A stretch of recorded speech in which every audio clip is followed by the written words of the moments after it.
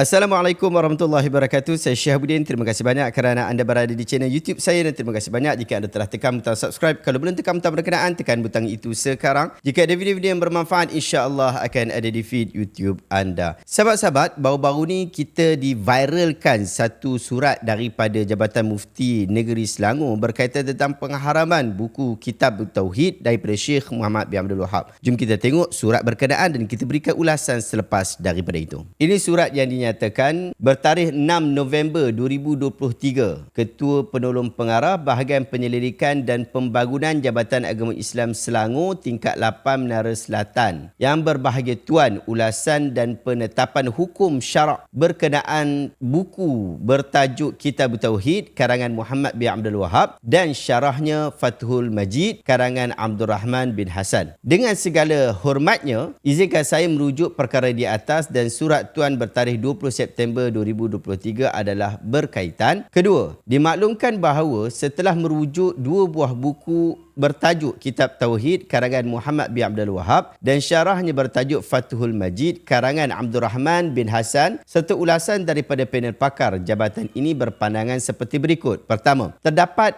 beberapa perkara yang bercanggah dengan ajaran Islam berpandukan pegangan Ahlu Sunnah wal Jamaah menurut aliran Asy'ariyah dan Maturidiyah. Yang kedua, tidak sesuai untuk dipelajari dan diamalkan oleh umat Islam negeri Selangor. Yang ketiga, segala kerjasama dan keprihatinan pihak Tuan dalam mengutamakan hukum syarak adalah amat dihargai dan didahului dengan ucapan ribuan terima kasih. Ditandatangani oleh Datuk Setia Profesor Madya Dr. Haji Anwar bin Haji Opir, Datuk Seri Utama Diraja Mufti Selangor. Sahabat-sahabat, pada pandangan peribadi saya, surat ini mempunyai arahan yang sangat jelas tetapi alasan yang sangat kabur. Ia boleh dilaksanakan tetapi ia tidak sesuai untuk dijadikan perbincangan. Saya berikan beberapa sebab kenapa saya sebutkan hal ini. Sahabat-sahabat, surat ini menyatakan bahawa Kitab Tauhid oleh Muhammad bin Abdul Wahab dan syarahnya Fathul Majid mempunyai percanggahan dengan pegangan Ahlu Sunnah wal Jamaah menurut aliran Asy'ariyah wal Maturidiyah. Oleh itu, ia tidak sesuai untuk dipelajari dan diamalkan oleh umat Islam di negeri Selangor. Jadi jelas, buku itu tidak boleh diajar di mana-mana masjid ataupun di surau di seluruh negeri Selangor. Demikian juga daurah-daurah berkaitan kitab berkenaan juga tidak digalakkan untuk dijalankan di negeri ini. Kita anggap bahawa buku ini kena ban lah. Tetapi kita kena jelas bahawa yang kena ban hanyalah dua buah buku saja, iaitu yang pertama Kitab Tauhid dan yang kedua syarahnya Fathul Majid. Manakala kitab-kitab Syekh Muhammad bin Abdul Wahab yang lain tak ada masalah buat masa ini. Bahkan kitab-kitab yang disyarahkan terhadap buku Kitab Tauhid yang lain juga tidak disebutkan di dalam surat larangan berkenaan. Tetapi sahabat-sahabat, surat ini dia tak jelaskan tentang sebab terperinci larangan berkenaan. Mungkin kerana dia hanyalah merespon terhadap soalan yang pernah ditanya oleh jabatan berkenaan kepada pihak Jabatan Mufti. Oleh itu, kita tak nampak apakah item-item yang dianggap sebagai bercanggah dengan akidah Ahlussunnah wal Jamaah menurut aliran Al-Asy'ariyah wal Maturidiyah. Ia tidak dinyatakan. Jadi masyarakat tak tahu sehingga kita tak mampu untuk mengambil manfaat ilmu daripada kenyataan yang sangat ringkas daripada Jabatan Mufti Selangor ini. Tetapi ia ada satu keperluan yang sangat besar apabila surat ini telah diedarkan, diviralkan di media sosial. Sahabat-sahabat, saya ingin tegaskan bahawa saya tidak tahu tentang sebab larangan yang telah diberikan oleh Jabatan Mufti Negeri Selangor ini. Tetapi secara umumnya saya telah pun membaca Kitab Tauhid oleh Syekh Muhammad bin Abdul Wahab. Pada pandangan peribadi saya, ia adalah satu kitab penulisan yang sangat menarik kerana metodologi penulisannya sangat mudah difahami. Disyaratkan pula dengan ayat-ayat Al-Quran serta hadis-hadis Nabi SAW. Kemudian diberikan lagi syarah ringkas dan padat berkaitan ayat dan hadis berkenaan. Pun begitu, tanpa menolak banyaknya manfaat di dalam kitab penulisan Syekh Muhammad bin Abdul Wahab yang dikenali sebagai Kitab Tauhid itu, ada banyak juga kritikan terhadap buku berkenaan. Bukan saya sendiri yang kritik, tetapi sebahagian ulama hari ini seperti Syekh Mustafa Al-Adawi daripada Mesir telah memberikan kritikan terhadap buku ini. Oleh sebab itu, anda rujuklah kritikan-kritikan itu di dalam website-website, dalam laman web, di YouTube dan sebagainya yang menyebutkan tentang hal berkenaan. Jadi saya tidak berhajat untuk mengkritik sepenuhnya. Tetapi kita ambil dua perkara sahaja sebagai manfaat ilmu pada hari ini. Pertama, di dalam kitab Tauhid Syekh Muhammad bin Abdul Wahab ini ada banyak hadis yang daif dan asar yang daif. Bahkan sebahagian hadis yang daif itu dia berada dalam kategori daif jiddan di dalam isu akidah. Antaranya ialah hadis yang disebutkan di dalam bab yang ke-9 tentang menyembelih untuk selain Allah. Dibawakan hadis yang menyebutkan bahawa Nabi SAW bersabda, dakhala rajul jannah fi dhubabin wa dakhala an-nara rajulun fi dhubabin. Ila akhirul hadis. Hadis ini agak panjang sedikit. Tetapi hadis ini tidak sahih. Bahkan palsu sekiranya anda menganggap ia adalah sabdaan Nabi Muhammad SAW. Yang lebih tepat, ia bukan hadis Nabi SAW. Ia disandarkan kepada Salman Al-Farisi. Dia bukan kata-kata Nabi Muhammad, tetapi dia adalah kata-kata sahabat Salman Al-Farisi. Bahkan lebih teruk daripada isu hadis itu ialah kenyataan dan komentar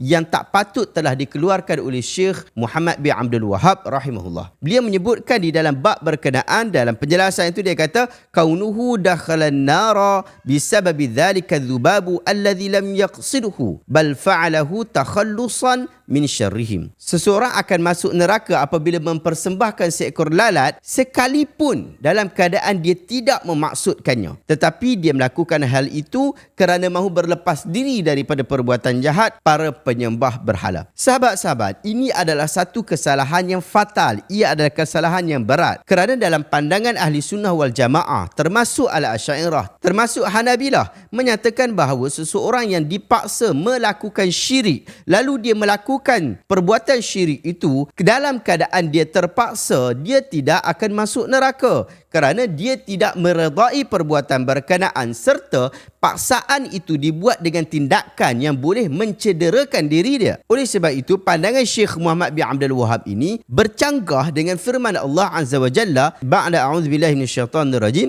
man kafara billahi min ba'di imanihi illa man ukriha wa qalbuhu mutmainnun bil iman. Sesiapa yang kufur kepada Allah sesudah ia beriman, maka baginya kemurkaan dan azab dari Allah, kecuali orang yang dipaksa melakukan kufur sedangkan hatinya tenang tenteram dengan iman. Al-Surah An-Nahl ayat 106. Sahabat-sahabat, ayat Quran itu sudah jelas menunjukkan bahawa orang yang dipaksa melakukan kufur sedangkan hatinya terang-terang dalam keadaan iman, orang ini tidak termasuk di dalam orang yang mensyirikkan Allah, orang yang telah menjadi kafir dan seumpama dengannya. Jadi kenyataan daripada Syekh Muhammad bin Abdul Wahab itu salah dan tidak boleh diikuti, bercanggah dengan pegangan ahli sunnah wal jamaah. Sahabat-sahabat, bukan satu hadis ini saja yang bermasalah, tetapi anda boleh rujuk satu kitab bertajuk Takhrij Ahadis Muntaqadah fi Kitab Tauhid yang ditulis oleh Furai bin Saleh dan telah diberikan kata pengantar oleh Syekh Abdul Aziz bin Abdullah bin Baz, bekas mufti Arab Saudi, tokoh besar Hanabilah was Salafiyah. Kitab berkenaan juga menukilkan pelbagai hadis-hadis yang disebutkan oleh Syekh Muhammad bin Abdul Wahab dalam kitab Tauhid, dan di dalam kitab itu dia mengkelaskan hadis yang sahih ke, hadis yang tak sahih ke, bahkan hadis yang daif. Itu perkara pertama. Kedua, kesalahan yang cukup berat, bahkan boleh menjadi fitnah kepada manhaj salaf apabila ia tidak difahami dengan baik, tidak disyarahkan dengan baik, tidak disampaikan dengan baik. Bahkan kita bimbang ia akan difahami sebagai mengkafirkan umat Islam secara umum tanpa mengecualikan orang yang melakukan syirik kerana jahil. Anda boleh rujuk isu ini di dalam bab yang ke-8 ketika Syekh Muhammad bin Abdul Wahab dia bahaskan tentang hadis pohon Zatul Anwar, iaitu satu pohon bidara yang digunakan oleh orang-orang musyrik menggantung senjata mereka. Sahabat Nabi pun minta kepada Nabi SAW untuk dibuatkan macam pokok tu juga. Tetapi Nabi marah dan kata bahawa perbuatan itu sebiji macam kisah minta Musa buatkan sembahan kepada mereka. Hadis yang digunakan tu adalah hadis yang sahih, tetapi komentar daripada Syekh itu yang membimbangkan. Syekh kata Nabi SAW tidak memberikan sebarang pengecualian sama ada orang itu tahu ataupun tak tahu. Kalau syirik maka ia syirik, cuma ia tak jadi murtad sahaja dengan melakukan hal itu. Saya tak setuju dengan pernyataan ini kerana seseorang yang melakukan perbuatan dosa sedangkan dia tidak mengetahuinya, maka pembuat perbuatan itu tidak dianggap sebagai membuat dosa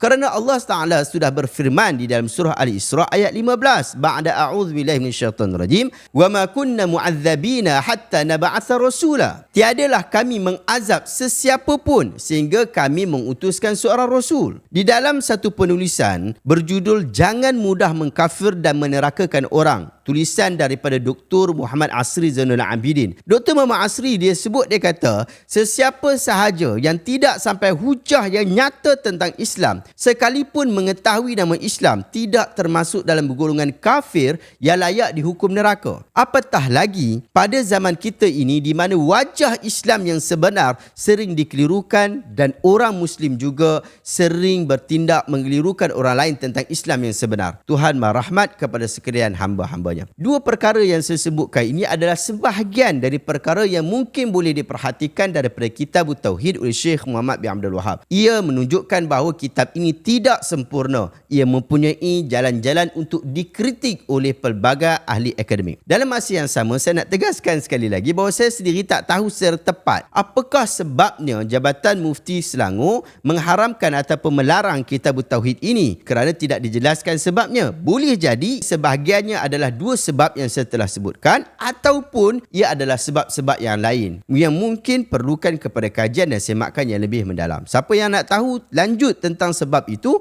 mungkin anda boleh terus tanya sendiri kepada Jabatan Mufti, call mereka, email mereka dan minta penjelasan. Sahabat-sahabat, saya tahu akan ada sahabat-sahabat yang triggered dengan video saya hari ini dan akan membuat pelbagai reaction balas. Tetapi yang saya pasti anda akan setuju terhadap dua perkara yang saya bangkitkan. Yang pertama ialah hadis tidak sahih tidak boleh menjadi sahih hanya kerana direkodkan dalam kitab ulama. Apatah lagi kitab Syekh Muhammad bin Abdul Wahab yang bukan tergolong salah seorang daripada ulama hadis. Yang kedua, tidak boleh kita mengkafirkan umat Islam secara mutlak, bahkan tidak memberikan excuse pada isu kejahilan. Sahabat-sahabat, di dalam manhaj salaf yang saya fahami, perkara yang paling utama bukanlah mengangkat individu, bukan pada nama, bukan kepada tokoh. Mentang-mentang kitab ini adalah kitab Syekh Muhammad bin Abdul Wahab, maka sesiapa tak setuju akan dianggap sebagai penentang jalan salaf. Tak boleh begitu. Kerana manhaj salaf sentiasa mengagungkan Al-Quran dan As-Sunnah berdasarkan kepada jalan para ulama-ulama salaf. Siapa ulama salaf itu?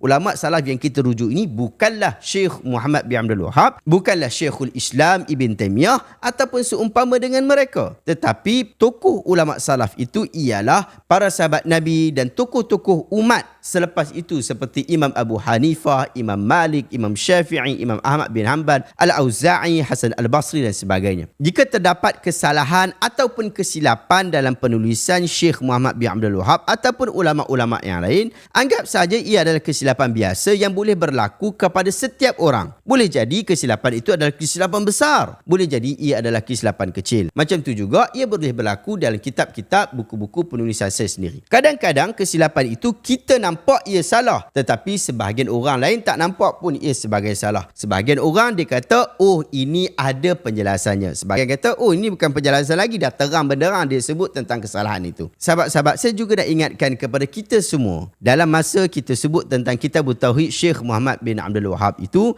janganlah pula kita bersangka buruk kepada pihak Jabatan Mufti yang telah mengeluarkan fatwa. Mereka bertindak atas kuasa yang mereka ada dengan tujuan untuk memelihara kefahaman umat Islam di negeri masing-masing. Demikian juga dengan mindset yang sama, kalau nanti adalah Jabatan Mufti yang menjadikan kitab Tauhid sebagai silibus pengajian di negeri berkenaan juga, tak patut ada masalah juga. Kerana tujuan mereka sama, iaitu memelihara kefahaman umat Islam di negeri masing-masing berdasarkan ijtihad masing-masing. Wallahu ta'ala alam sawab. Saya harap sahabat-sahabat dapat manfaat ilmu daripada perkongsian kita pada hari ini. Sahabat-sahabat, selain kita nak ubah masyarakat, target dalam projek memandaikan umat dengan ilmu adalah untuk ubah diri kita sendiri, upgrade diri kita sendiri, baiki diri kita sendiri untuk menjadi seorang Muslim yang lebih baik daripada segala sudut. Oleh itu sahabat-sahabat, saya nak cadangkan kepada anda 4 buah buku yang bermanfaat. Yang pertama adalah Asas Ilmu Hadis, buku yang saya tulis sendiri beberapa tahun lepas dengan tujuan untuk memahamkan masyarakat tentang asas-asas ilmu hadis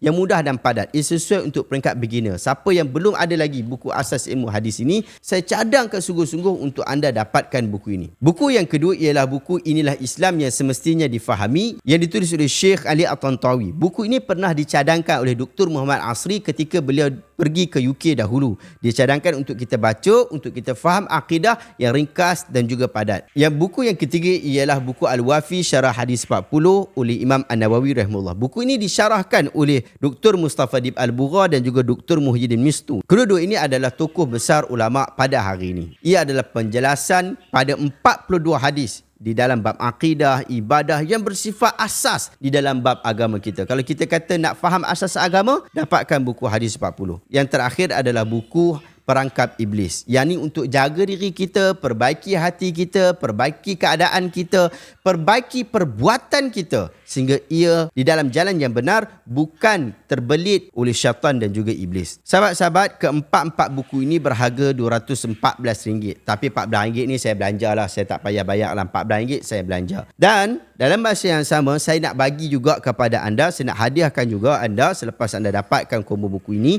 Saya nak bagi juga buku Supaya Ramadan Sempurna, bersempena dengan Ramadan yang akan datang tak lama lagi. Buku ini saya akan bagi secara e-book dan akan terus dapat di dalam link ketika anda buat pembelian. Yang ni saya bagi percuma saja. Harga asal dia RM30. Wallahu ta'ala alam. Sahabat, saya berharap video hari ini dapat memberikan manfaat kepada kita semua dan anda dapat sesuatu ilmu yang bermanfaat pada hari ini. Jumpa lagi sahabat-sahabat dalam video reaction seterusnya. Assalamualaikum warahmatullahi wabarakatuh.